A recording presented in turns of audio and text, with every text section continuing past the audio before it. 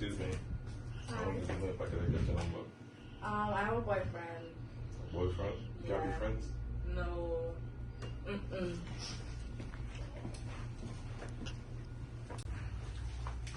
Don't you know who her boyfriend is? No.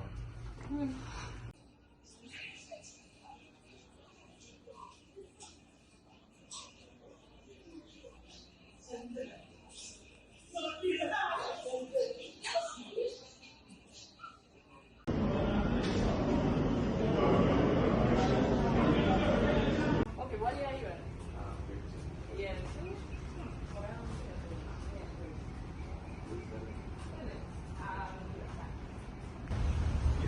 Yo, dog. I'm gonna challenge you to a table tennis match for your girl, bro. My girl, Your girl, bro. you stand no chance, bro. Alright, bro, you see?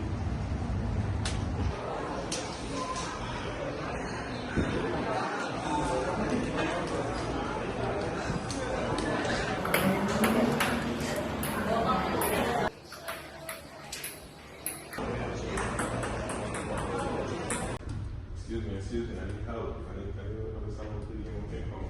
Ping pong? Yeah, Table ping pong. tennis? Yeah, table tennis. Bro, that's some of my comments. I got you. That's it. In understanding table tennis, we first need to view the basic concepts of velocity and acceleration. Velocity is the rate at which an object's displacement is changing. So basically, how fast is the ping pong ball moving and in what direction? And acceleration is the rate of change in said velocity. These concepts are important in understanding the movement of the ball as it is approaching. Where is the ball going to impact on your side and how soon?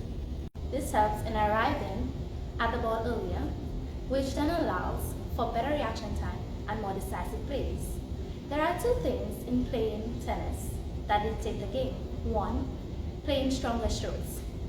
This relies on two things: the force that is applied to the ball and the angle at which the ball is hit. You want to swing straight to the ball as you contact the ball, applying a slight downward action to produce a powerful flat shot. And two, you want to play quicker, thus limiting the time of your opponent to react. Projectile motion is a curved path of an object. An object follows when thrown or projected near the Earth's surface. Using a ping pong ball as an example, imagine tossing it at an angle. The motion can be analyzed in two perpendicular components, the horizontal and vertical components. The horizontal motion is uniform and constant, while the vertical motion is influenced by gravity. The ball experiences an initial velocity in both directions. Horizontally, with gravity acting vertically to accelerate it downwards.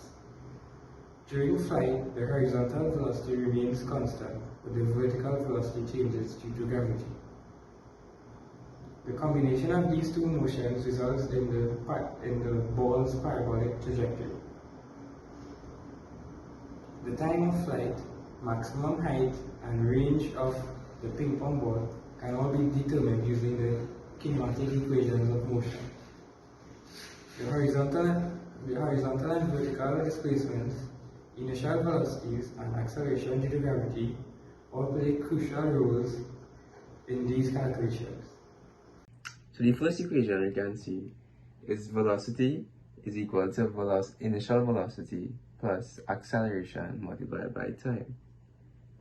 The second equation we see is displacement is equal to initial displacement plus initial velocity multiplied by time plus half multiplied by acceleration by time squared.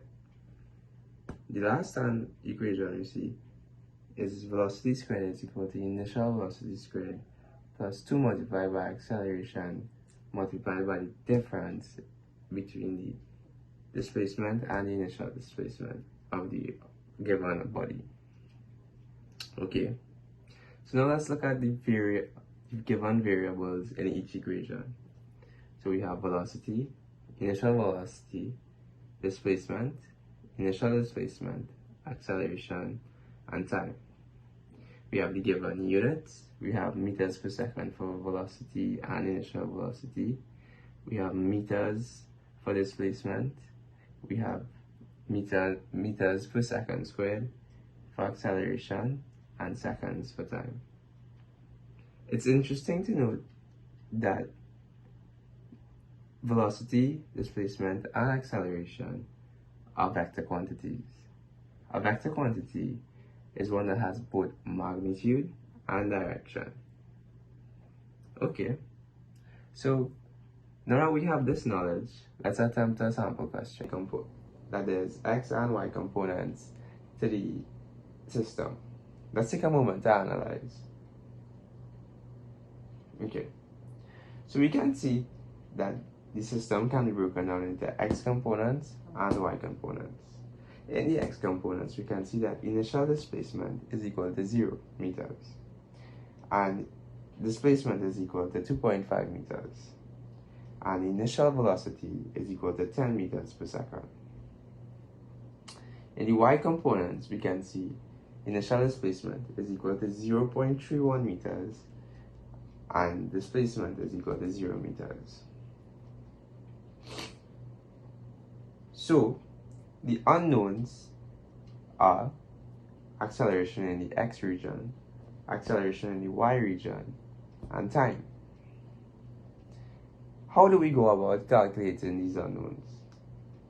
We make use of the previously discussed three equations. So now that we know the knowns and the unknowns and the equations, we can move towards doing the calculations. So we'll start with this one here, where y is equal to y naught plus v naught y.t plus ax.t². In this case, there's no velocity in the y-axis, it's only in the x-axis, so this entire part is 0. And we can go on and change how the situation looks so that we get t as a subject. So that would give us t is equal to the square root of 2 times delta y divided by a, and that is approximately 0.25 seconds. Moving on to this section here, we're trying to find the velocity. So to do that, we do x is equal to x naught plus v naught x times t. In this case, the half at squared goes to 0 as there's no acceleration in the x-axis.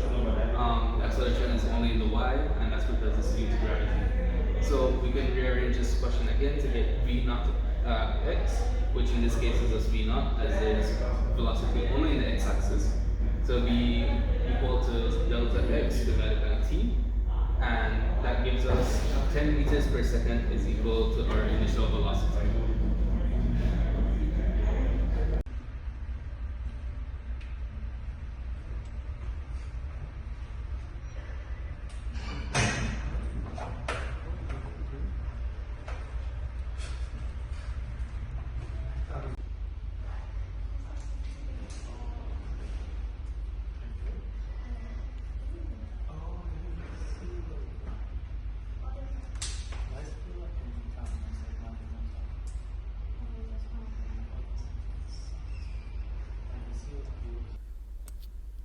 You know, just like one last piece of advice, bro, in terms of like safety and health, of course.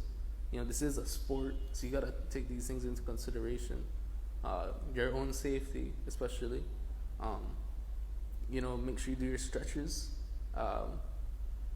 Stretches are always important. You don't want to be hurting any of your muscles or ligaments when you're playing. Make sure to wear the right shoes. Shoes are really important because you're moving really fast in a really short amount of time and across very short distances too.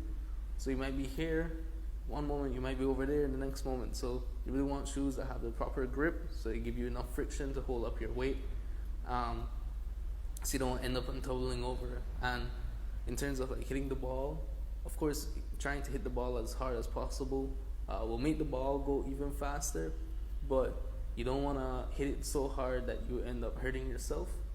You know, if you get hurt during the match, you won't really be able to play, you won't be able to win. So make sure to keep all those things in mind. Make sure to keep yourself safe, and best of luck, bro. Think you got it?